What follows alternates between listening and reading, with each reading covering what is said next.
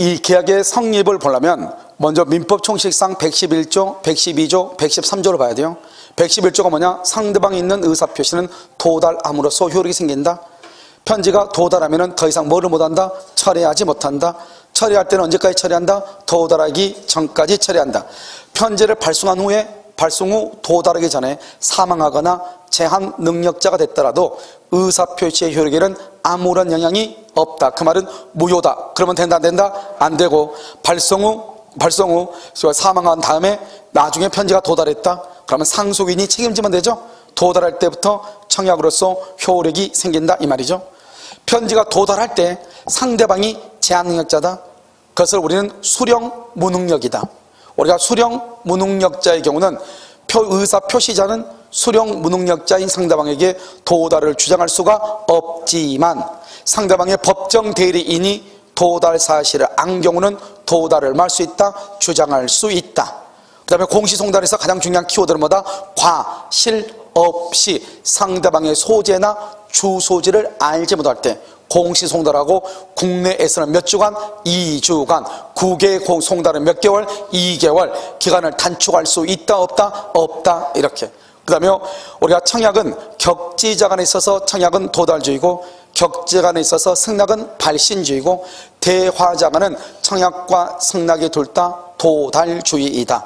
그런데 우리가 시험에서 아무 말이 없이 청약과 승낙을 얘기할 때는 격지자를 얘기하기 때문에 청약은 도달주의, 승낙은 발신주의라고 생각하고 문제를 풀면 된다. 우리가 먼저 청약의 유인이 있고 그 다음에 뭐가 있다? 청약이 있고 승낙이 있는 것이다. 그래서 청약의 유인이라는 것은 아직 확정되지 않는 것이죠. 그래서 구인 광고 같은 것을 청약의 유인이라고 얘기하고 청약이라는 것은 구체적 확정적이다. 내 집 살래? 이것은 청약의 유인. 1억 원에 살래?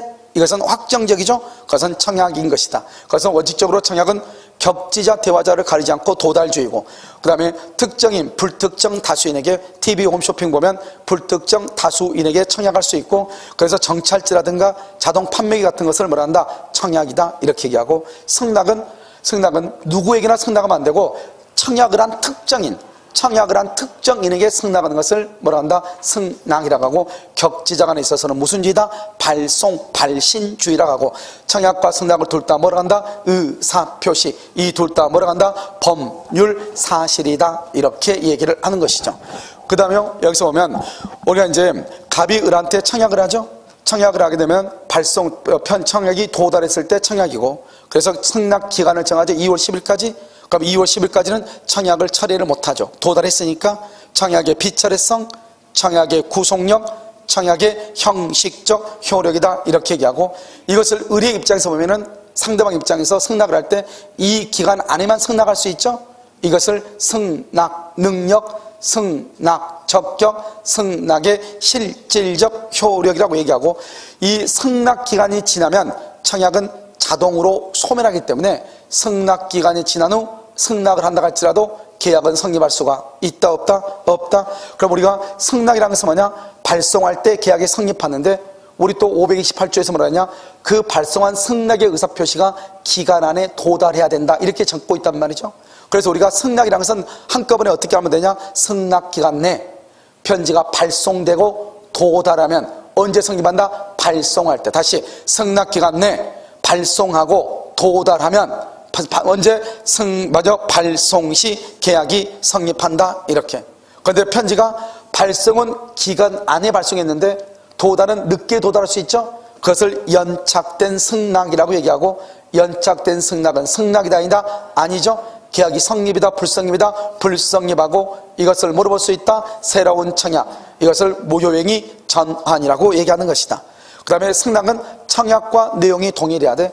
조건이나 변경을 가한다. 조건이나 변경을 가한 것은 승낙이다 아니다? 아니다. 뭐로 본다? 새로운 청약으로 본다. 우리는 승낙할 의무가 있다 없다? 없다. 그래서 내 편지를 받고 만약에 마음에 들지 않으면 반송해라. 반송하지 않으면 너가 그것을 승낙한 것으로 보겠다. 이렇게 청약의 의사표시가 왔다 이 말이죠. 그런데 내가 반송하지 않았다고 하더라도 계약은 성립이다 불성립이다? 불성립이다. 우리는 승낙할 의무가 있다 없다? 없다.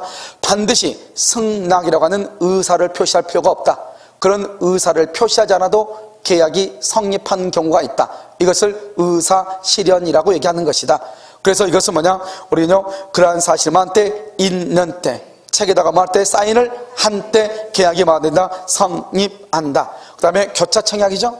교차청약을 알기 위해서는 청약에 대한 승낙과 교차청약을 알아야 되죠.